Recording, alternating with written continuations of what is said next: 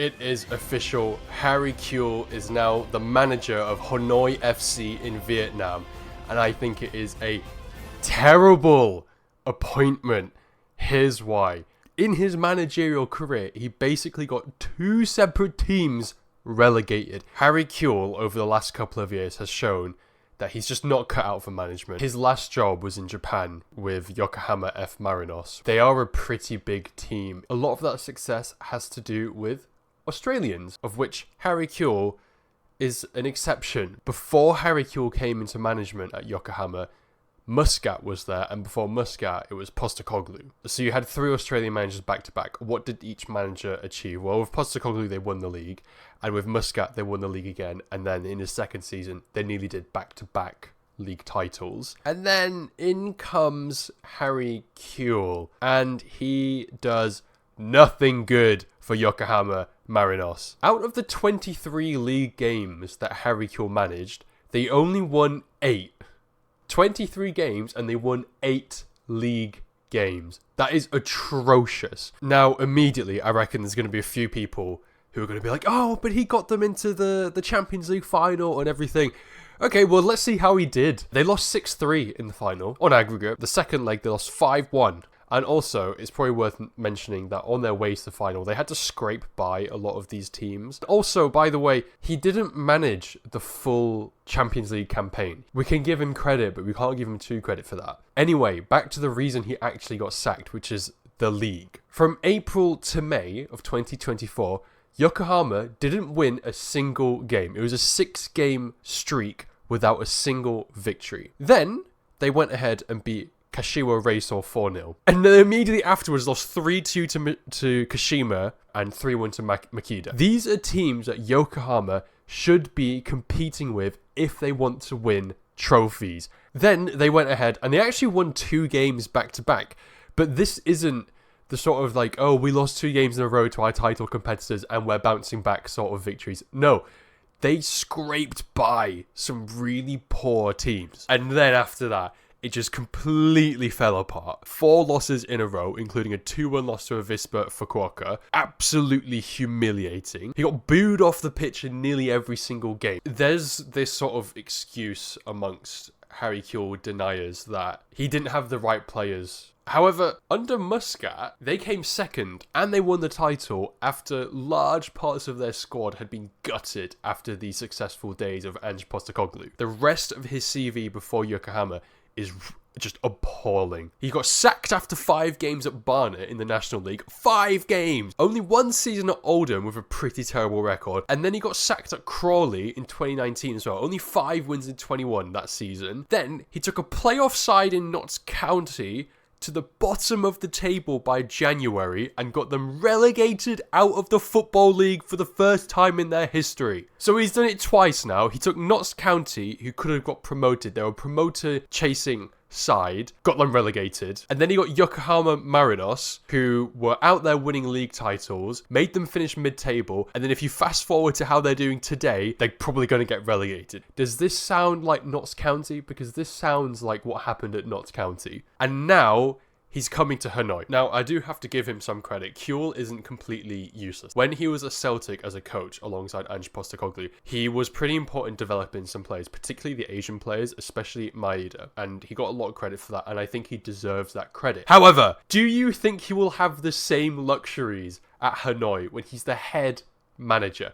Because at Celtic, he was the apprentice to Ange Postecoglou. At Hanoi, he's going to be the man. Everyone's going to be looking up to him. So if something goes wrong, he can't fall back onto the fact that, you know, there's someone above him. He is the above. Hanoi this season as well, they've been struggling. They finished second last season in the league, but this season they haven't really kicked on. In the first round of the Vietnamese Cup, they got knocked out. And then the only teams that they've been beating have been in the relegation zone, and even then, they're not particularly convincing. Their game against Tan Hoa, for example, they weren't good at all. And against any stronger opposition and other title challenges, they completely collapsed. Like against Caen in August, which ended 4-2. The 2 goals they scored was like passed in like injury time. So basically it's 4-0. Doesn't really matter. Last season, they only lost 5 times. And they had one of the best attacking outputs in the league with 46 goals. Kewell's teams don't score a lot. He can't seem to get his teams in order, and tactically he's incredibly stubborn. We're going to look at Yokohama here because it's a really good example of why things went wrong for him.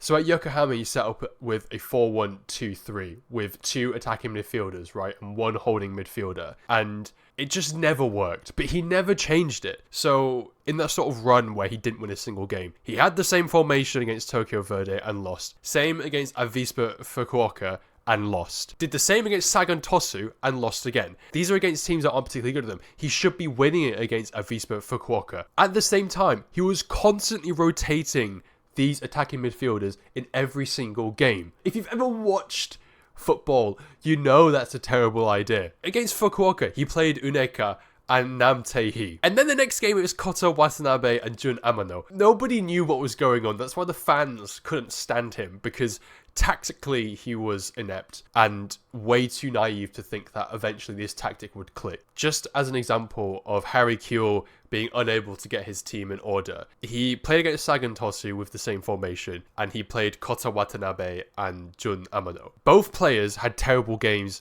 the game previously against Tokyo Verde. They get dragged off early in the 60th minute for, you would never guess, Yamane and Nam Tae-hee, both of which had terrible games against Avispa, and then they went on to have a worse performance against Sagan Tosu. So not only is his tactical decision-making terrible, his game management is awful too. He seemed completely out of depth in Japan and allergic to adjusting his tactics. Ever since then, Yokohama F Marinos have been struggling, and now they're probably going to get relegated.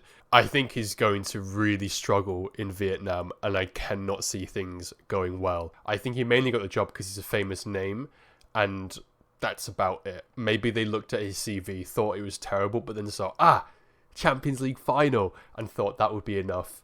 It's a real shame as well, because I think Vietnamese football deserves a lot more respect. I wish Asian clubs would stop doing this, where they just appoint managers who just used to be big names. It doesn't work in Europe, and it definitely won't work in Asia. For Hanoi, who want to build upon the fact that they finished second in the league last season, they want to win the title now. For a team which in their club announcement said that they want to become ambitious, become competitive in even continental football, and sort of make that dream come true, not just for Hanoi FC, but for Vietnamese football as a whole. I think it's a big step backwards in that sense. I don't even know if Harry Kewell could speak Vietnamese. I don't know if Harry Kewell could have spoke Japanese. Hopefully he does a good job at Hanoi, because God forbid what will happen to Hanoi FC given what happened to Yokohama and Notts County after he had left. Anyway, I hope you enjoyed that video. What do you think about my opinion on Harry Kewell? Do you think he'll succeed at Hanoi, or do you think he'll flop? In my opinion, his CV suggests that he's definitely going to flop. If you want to keep updates on Asian football, then all you have to do is follow us, The Asian Athletic, on our Instagram. There you get all the updates, some cool mood boards, and so much more directly on your feed. And as always, I'll see you later.